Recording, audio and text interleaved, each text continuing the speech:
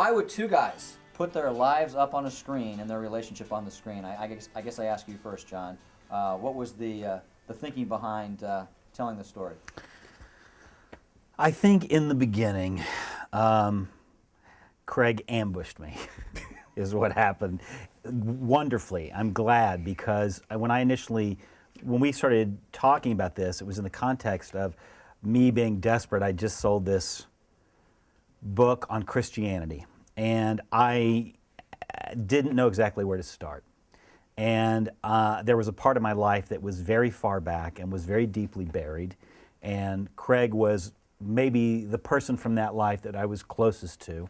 And I just wanted to call him, and I wanted to talk like we used to talk on the dorm. That's literally what I said. I want to have 2 days of your time, and I want to just talk it all out. I want to talk about why you made the choices you did, why I made the choices I did, cover all this territory, just to limber up my brain and to remind me of what that was all about. So when John called me and said he wanted to come interview me, I really was like, well, maybe I'll bring a camera along.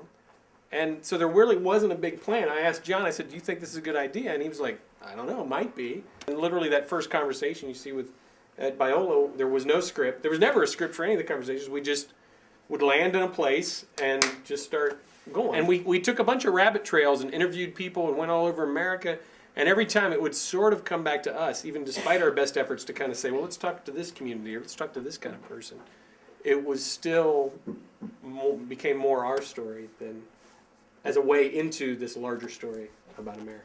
Craig and I could sit down and have a conversation across that divide. I didn't know what it would be. I didn't know where we would go. And I really didn't know we would go as deep and far as we did. But I knew that through that conversation, I could start getting a grip on what I thought the problem was. Why is it that people aren't talking? I mean, it's not that hard, theoretically, to talk.